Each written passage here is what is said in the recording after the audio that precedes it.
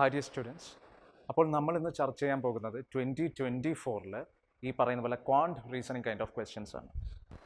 അപ്പോൾ ഇനി question number 15 in between നിങ്ങൾക്ക് കോംപ്രിഹെൻഷൻ കാണാൻ കഴിയും. ഇനി ക്വസ്റ്റ്യൻ നമ്പർ 15 പോയി കഴിഞ്ഞാൽ 222 the whole raised to 333 plus 333 the whole raised to 222 is divisible by which of the following numbers? 2 and 3 but not 37, 3 and 37 but not 2, 2 and 37 but not 3, 2, 3 and 37. UPSC ഇതിന് മുന്നേ ഇതുപോലെ അല്ലെങ്കിലും ഇതേ കൈൻഡ് ഓഫ് ക്വസ്റ്റ്യൻസ് ഒക്കെ ചോദിച്ചിട്ടുണ്ട്. ഒരുപക്ഷെ നിങ്ങൾ previous year questions work out ചെയ്ത ഒരാളാണെങ്കിൽ ഈ ക്വസ്റ്റ്യൻസ് പഠിച്ചിട്ടുണ്ടാവും. നിങ്ങൾക്ക് ഈസി ആയിട്ട് ഈ ചോദ്യം സോൾവ് ചെയ്യാനും പറ്റുന്നതായിരിക്കും അല്ലേ. അപ്പോൾ ഇവിടെ 222 the whole raised to 33. അപ്പോൾ നിങ്ങളിവിടെ നോക്കിക്കേ, 10 എന്ന് പറയുന്നൊരു വാല്യൂ അല്ലേ, 10 എന്ന് പറഞ്ഞൊരു വാല്യൂവിനെ നമുക്കറിയാം, it is 5 into 2 which is 10. അപ്പോൾ 10 raised to 33 എന്ന് ഞാൻ പറഞ്ഞു കഴിഞ്ഞാൽ എനിക്ക് എങ്ങനെ എഴുതാം? 5 into 2 the whole raised to 33 എന്ന് എഴുതാം, which again I can write like 5 raised to 33 into 2 raised to 33. അപ്പോൾ ഇങ്ങനെ എനിക്ക് സ്പ്ലിറ്റ് ചെയ്ത് എഴുതാം. അതുപോലെയാണ് നമ്മൾ ഇവിടെ ഈ ക്വസ്റ്റ്യൻ സോൾവ് ചെയ്യാൻ പോകുന്നത്. അപ്പോൾ ഇവിടെ 22 the whole raised to 33, 222 എന്ന് പറഞ്ഞാൽ it is 111 into 2 the whole raised to 333 plus 111 into 3 the whole raised to 222 അല്ലേ. അപ്പോൾ ഇവിടെ നമുക്ക് പിന്നെ എങ്ങനെ എഴുതാം? 111 the whole raised to 33 into 2 raised to 333 plus 111 the whole raised to 222 into 3 raised to 222.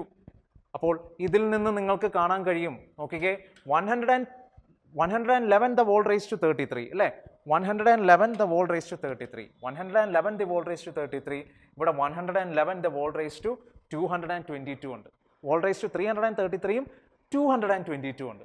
അപ്പോൾ ഇവിടെ നോക്കിക്കഴിഞ്ഞാൽ നിങ്ങൾക്ക് 111 the whole raised to 222 common എടുക്കാം അല്ലേ. അപ്പോൾ 111 the whole raised to 222 common എടുത്തു കഴിഞ്ഞാൽ ഇവിടെ ആരുണ്ട്? നോക്കിക്കേ, ബാക്കി ആരുണ്ട്? 111 the whole raised to 111 into 2 raised to 33, 2 raised to 333 plus 1 into ഇത് മൊത്തം നമ്മളങ്ങ് എടുത്ത് അല്ലേ, ഈ ഒരു ഏരിയ മൊത്തം നമ്മളങ്ങ് എടുത്ത് into 3 raised to 222. അപ്പോൾ നിങ്ങൾ ഇവിടെ നോക്കിക്കേ, 111 the whole into certain value കണ്ടോ, 111 the whole raised to 22 the whole raised to 222 into certain value.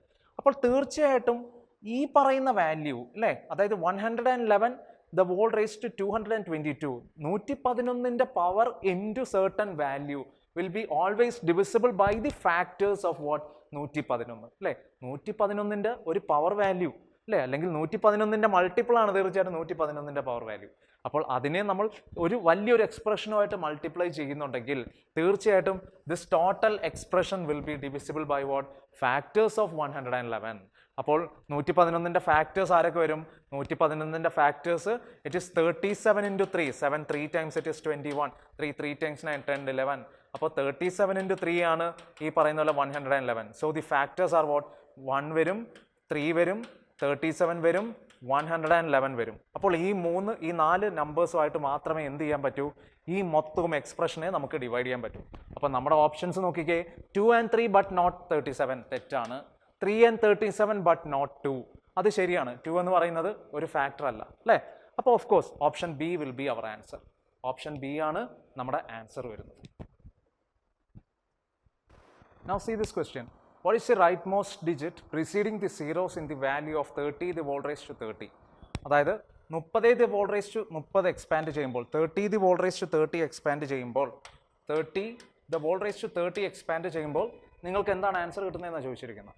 അപ്പോൾ ഇവിടെ നമ്മൾ നേരത്തെ പറഞ്ഞതുപോലെ തന്നെ 30 നിങ്ങൾക്ക് എങ്ങനെ എഴുതാം? 3 into 10 the whole raised to 30 അല്ലേ. അതിനെ നിങ്ങൾക്ക് എങ്ങനെ എഴുതാം? 3 raised to 30 into 10 raised to 30.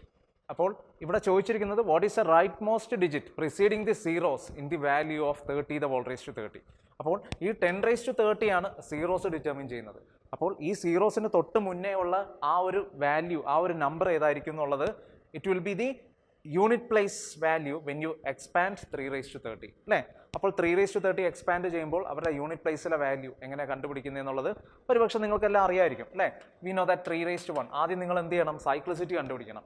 3 raised to 1 expand ചെയ്യുമ്പോൾ യൂണിറ്റ് പ്ലേസിൽ എത്ര വരുന്നത് 3 അല്ലേ 3 സ്ക്വയർ യൂണിറ്റ് പ്ലേസിൽ 9 3 ക്യൂബ് വിച്ച് ഇസ് 27 അല്ലേ യൂണിറ്റ് പ്ലേസിൽ 7 3 raised to 4 which is 81 unit പ്ലേസിൽ 1 3 raised to 5 again you can see that it is 243 unit പ്ലേസിൽ again 3 വന്നു അപ്പോൾ 3971 എന്ന് പറഞ്ഞ് യൂണിറ്റ് പ്ലേസിൽ വാല്യൂസ് ഇങ്ങനെ റിപ്പീറ്റ് ചെയ്ത് പോവുക so we can see that the cyclicity value is 4 അപ്പോൾ നിങ്ങൾക്ക് എന്ത് ചെയ്യണം ഇനി അടുത്ത സ്റ്റെപ്പ് എന്താണ് തന്നിരിക്കുന്ന പവർ ഇറ്റ് ഇസ് 30 ആ സൈക്ലിസിറ്റി വാല്യൂ ആയിട്ടുള്ള 4 കൊണ്ട് ഡിവൈഡ് ചെയ്യണം സോ 4 എത്ര ടൈംസ് ആണ് 30ക്ക് അകത്ത് വരുന്നത് 4 7 ടൈംസ് അല്ലേ 4 7 times it is 28 and reminder it is 2 അപ്പോൾ 2 റിമൈൻഡർ കിട്ടിക്കഴിഞ്ഞാൽ 3ക്ക് 2 പവർ വരുമ്പോൾ ഈ പറയുന്ന പോലെ യൂണിറ്റ് പ്ലേസിൽ ആര് വരുന്നു നോക്കാം അപ്പോൾ 3ക്ക് 2 പവർ വരുമ്പോൾ യൂണിറ്റ് പ്ലേസിൽ ആരാ വരുന്നത് 9 so our answer is option D which is 9 നമ്മുടെ ആൻസർ എന്താണ് ഓപ്ഷൻ ഡി ആണ്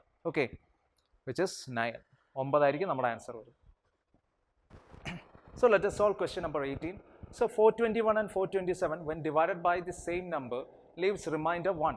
How many numbers can be used as the divisor in order to get the same remainder 1?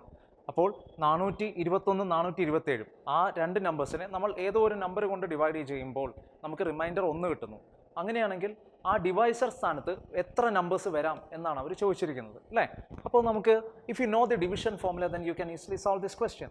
Again, it is a very simple question, right? അതായത് 421നെ ഞാൻ X എന്ന് പറയുന്ന ഒരു number കൊണ്ടാണ് ഡിവൈഡ് ചെയ്യുന്നതെന്നിരിക്കട്ടെ ആൻഡ് അതുപോലെ തന്നെ 427നെ ഞാൻ എക്സ് എന്ന് പറയുന്ന നമ്പർ കൊണ്ടാണ് ഡിവൈഡ് ചെയ്യുന്നത് ഓക്കെ ആൻഡ് ഇവിടെ എനിക്ക് കോഷ്യന്റ് Q1 കിട്ടി and remainder I got it as 1 ഇവിടെ കോഷ്യന്റ് Q2 കിട്ടി and I am getting remainder again as 1 അല്ലേ രണ്ടിനെ കോഷ്യന്റ് ഡിഫറെന്റ് ആണ് ബട്ട് സെയിം റിമൈൻഡർ ആയിരിക്കും വരുന്നത് so here you can according to the division formula we can write like 421 is equal to what 421 is equal to dividend is equal to divisor into quotient that is Q1 plus 1 and 426 അല്ലേ sorry 427 is equal to again x into Q2 plus 1 dividend is equal to divisor into quotient plus remainder അപ്പോൾ ഇതിനെ ഞാൻ കുറച്ചും കൂടി simplify ചെയ്ത് കഴിഞ്ഞാൽ 1 ഈ പറയുന്ന പോലെ ലെഫ്റ്റ് ഹാൻഡ് സൈഡിലേക്ക് വരുമ്പോൾ I can write it like 420 is equal to what x into Q1 and 426 is equal to what x into Q2 അല്ലേ എന്നിട്ട് നമുക്ക് ഇവിടെ ഒരു കാര്യം മനസ്സിലായി ഇവിടെ x എന്ന് പറയുന്നത് എന്താണ് common factor and the maximum അല്ലേ അപ്പോൾ ഇവിടെ x എന്ന് പറയുന്നത് let it be the highest common factor x എന്ന് പറയുന്നത് ഹയസ്റ്റ് കോമൺ ഫാക്ടർ ആക്കുക അപ്പോൾ തീർച്ചയായിട്ടും x എന്ന് പറയുന്നത് ഹയസ്റ്റ് കോമൺ ഫാക്ടർ ആണ് ആ കോമൺ ഫാക്ടറിൻ്റെ ഫാക്ടേഴ്സ് ആരൊക്കെ വരുന്നു അവരായിരിക്കും the possible values that can come in the place of X and which gives a reminder 1 അല്ലേ അപ്പോൾ നമുക്ക് എന്തായാലും 420യുടെയും 426ൻ്റെയും കോമൺ ഫാക്ടർ നമുക്ക് കണ്ടുപിടിക്കാം ഹയസ്റ്റ് കോമൺ ഫാക്ടർ നമുക്ക് കണ്ടുപിടിക്കാം you can seek the long division method right very easy 426നെ നമ്മൾ 420 കൊണ്ട് ഡിവൈഡ് ചെയ്യുന്നു and we can say that it is 1 times it is 426 420 and it is 7 times it is 420 right 70 times it is 420 and the remainder it is 0 അല്ലെങ്കിൽ ഇവിടെ 420 minus 426 you are getting the answer as 6 അപ്പോൾ 6 ആണ് നമുക്ക് HCF അങ്ങനെയും ചെയ്യാം പക്ഷേ നിങ്ങൾ ഈ ലോങ് ഡിവിഷൻ മെത്തേഡ് ഒന്ന് പ്രാക്ടീസ് ചെയ്യും വളരെ ഉപകാരപ്പെടുക അപ്പോൾ ഇവിടെ HCF വരുന്നത് എത്രയാണ് 6 ആണ് വരുന്നത് ഹയസ്റ്റ് കോമൺ ഫാക്ടർ 6 അപ്പോൾ 6ന്റെ ഫാക്ടേഴ്സ് ആയിട്ട് വരുന്ന ആരൊക്കെ ആയിരിക്കും അവരായിരിക്കും ഈ പറയുന്ന പോലെ എക്സിന്റെ വാല്യൂസിന് വരാൻ പറ്റിയ ആൾക്കാർ so the factors of highest common factor 6 ആണെന്ന് പറഞ്ഞു കിട്ടി അപ്പോൾ തീർച്ചയായിട്ടും 6ന്റെ ഫാക്ടേഴ്സ് വരുന്ന ആൾക്കാർ ആരൊക്കെ ആയിരിക്കും അവരായിരിക്കും ഈ പറയുന്ന പോലെ എക്സിന്റെ സ്ഥാനത്ത് വരാൻ പറ്റിയ ആൾക്കാർ അവരെ വെച്ച് നമ്മൾ 421നെ 427നെ ഡിവൈഡ് ചെയ്യുമ്പോൾ we are getting the remainder 1 always അപ്പോൾ 6ന്റെ ഫാക്ടേഴ്സ് ആരൊക്കെയാണ് നമുക്കറിയാം 1 into 6 it is 6 then 2 into 3 it is 6 അല്ലേ ഇത്രയും മാത്രമല്ലേ ഉള്ളൂ സോ ദി ഫാക്ടേഴ്സ് ആർ 1 2 3 6 അപ്പോൾ 4 വാല്യൂസ് ഉണ്ട് so our answer is option D അല്ലേ which is 4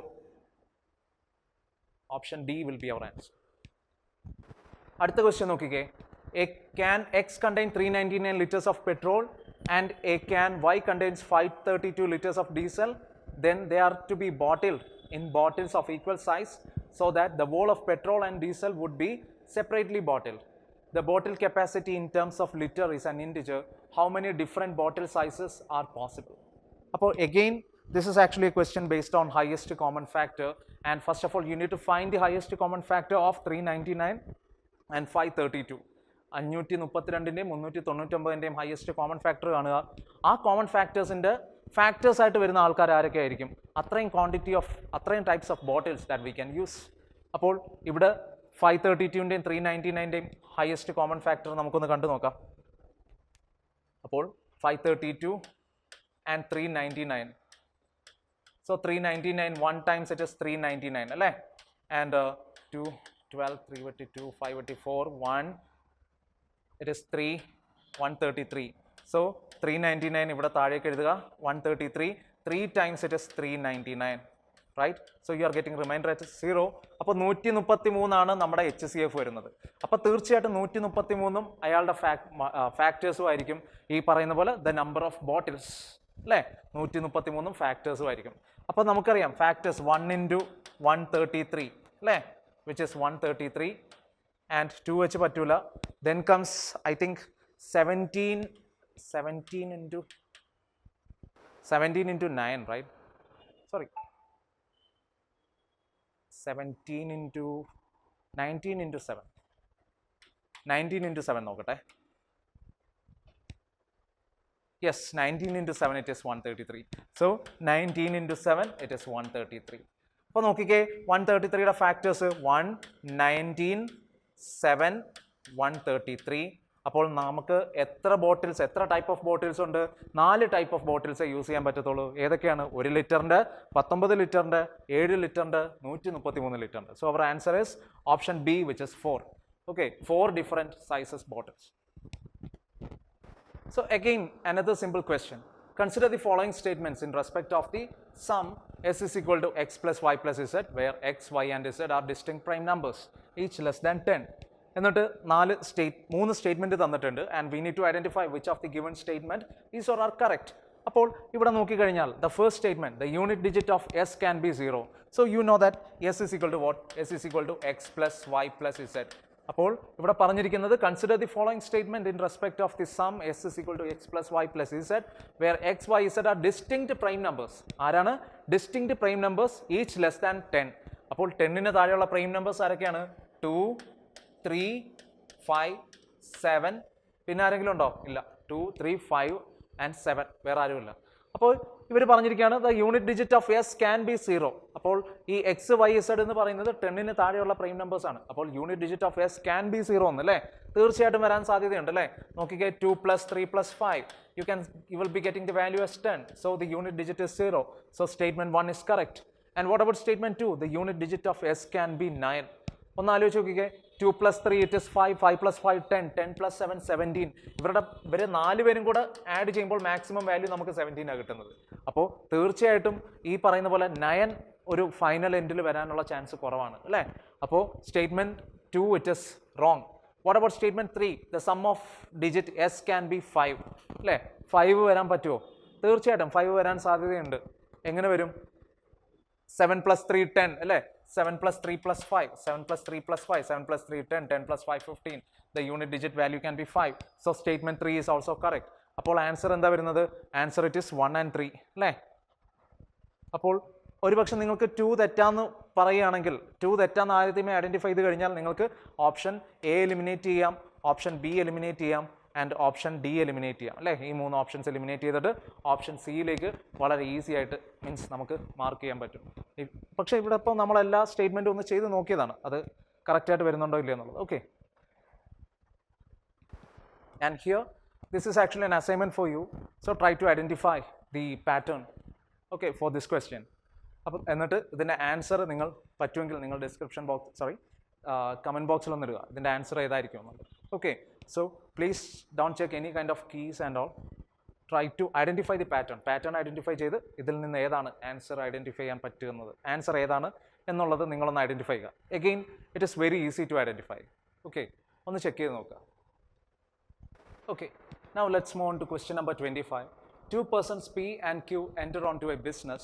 If P puts 14,000 more than Q, but P had invested for 8 months and Q had invested for 10 months, if P's share is 400 more than Q's share, out of the total profit of 2,000, what is the capital contributed by P?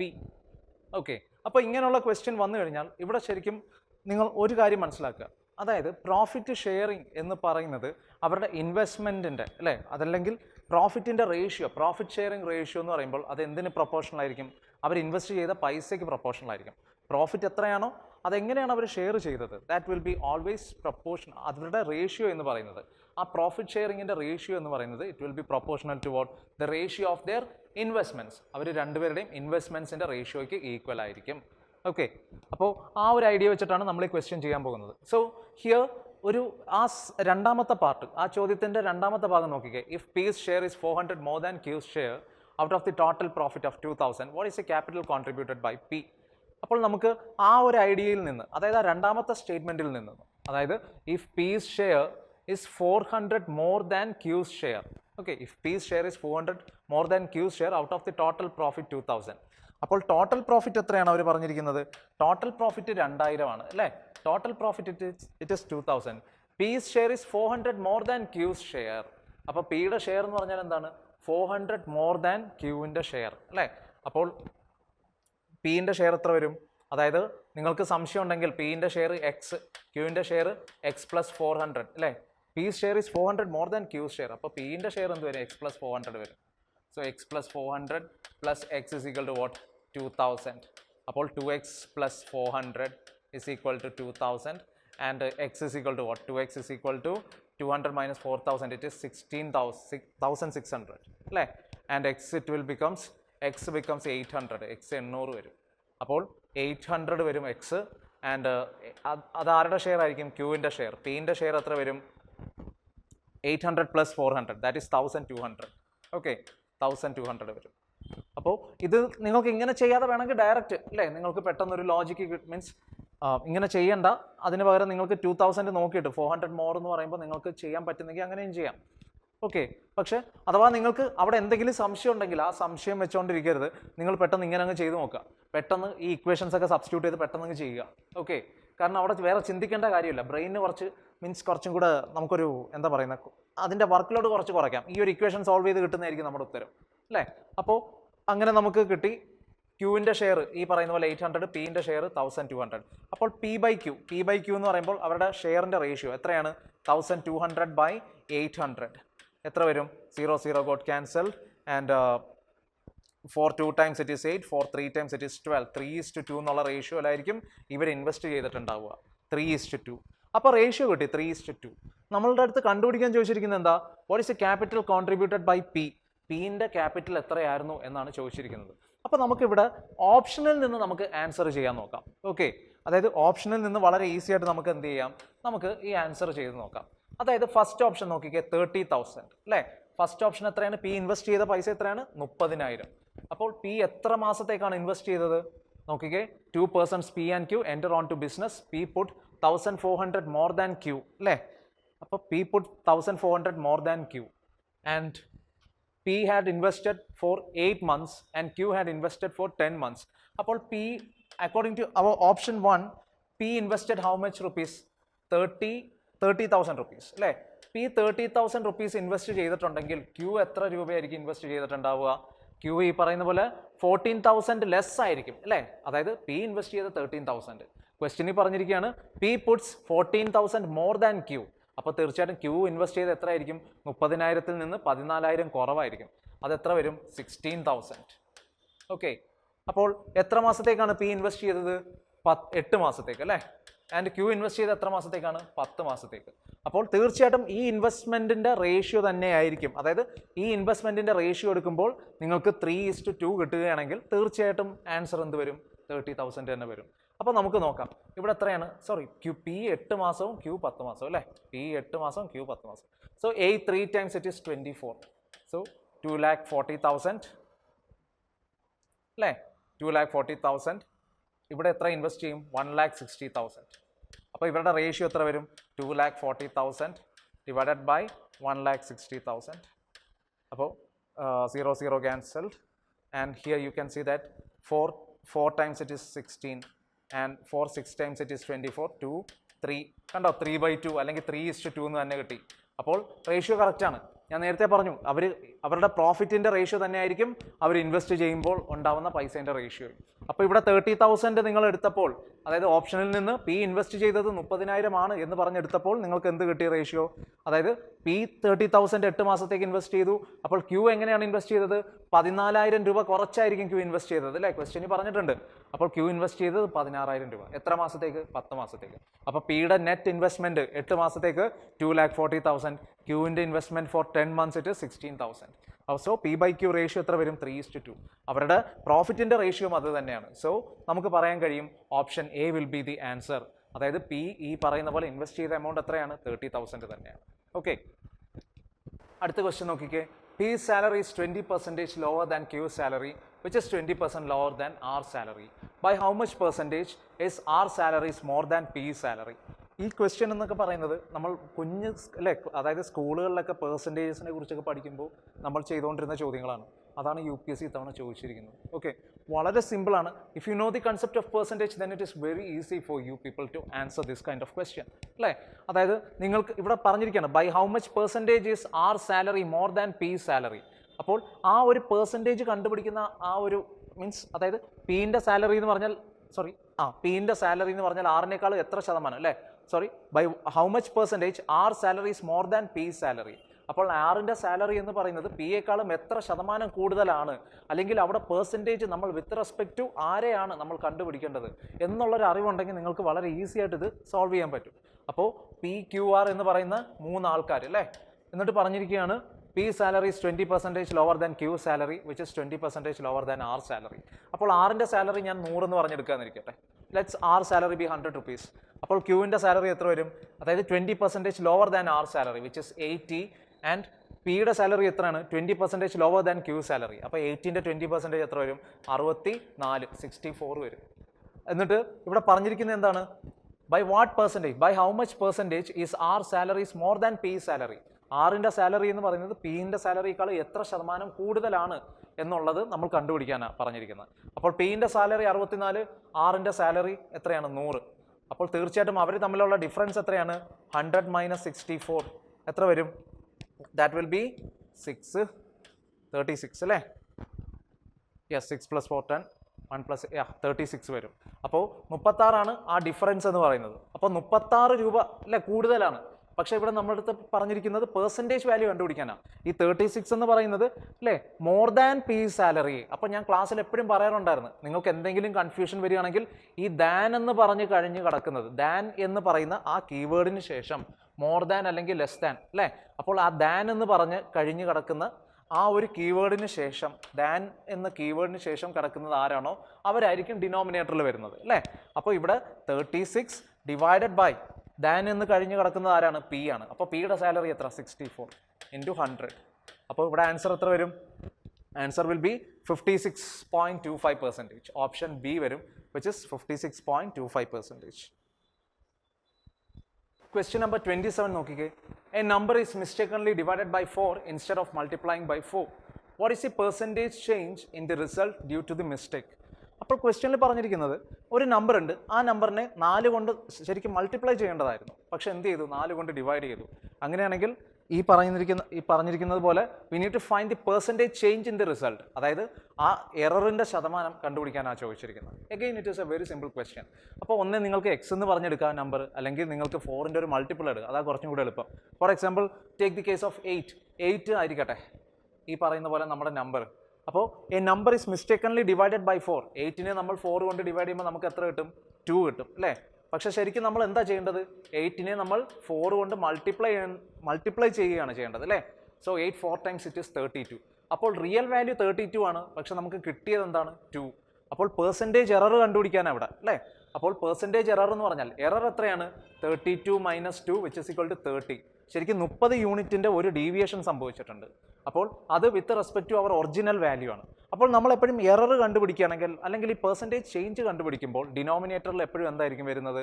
Original value ആണ് വരേണ്ടത് അല്ലേ. അപ്പോൾ ഇവിടെ error എന്ന് പറയുന്നത് 30 ആണ്. So 30 divided by original value എത്രയാണ്? 32 ആണ് വരേണ്ടത്, ഇൻറ്റു 100. സോ 30/32 ദാറ്റ് ഈസ് 15/16 എന്ന് വരും. അപ്പോൾ 15നെ 16 കൊണ്ട് ഡിവൈഡ് ചെയ്യുമ്പോൾ ഇവിടെ നിങ്ങൾ കുറച്ചും കൂടെ ലോജിക്, അതായത് ഓപ്ഷൻസിൽ നിന്ന് നമുക്ക് ആൻസർ ഈസി ആയിട്ട് കണ്ടുപിടിക്കാം. 15നെ 16 കൊണ്ട് ഡിവൈഡ് ചെയ്യുമ്പോൾ അല്ലേ. So when you will be getting A numerator, ഒരു ഡെസിമൽ പോയിന്റ് കഴിഞ്ഞ് ഒരു വാല്യൂ ആയിരിക്കും കിട്ടുന്നത്. അത് ഇൻറ്റു 100 ചെയ്യുമ്പോൾ നിങ്ങൾക്ക് പെർസെൻറ്റേജ് വാല്യൂ കിട്ടും. അപ്പോൾ ഇവിടെ ഓപ്ഷൻസിൽ 25 ഉണ്ട്, 72.75 ഉണ്ട്, 50 ഉണ്ട്, 93.75 ഉണ്ട്. അപ്പോൾ ഹയർ ഓപ്ഷൻ ഏതാണ്? 93.75. അപ്പോൾ ഞാനിവിടെ 16 into 9, 9 5 times it is 45, 9 6 times it is 54, 9 1 times it is 9 അല്ലേ, 10 11 12 13 14 144.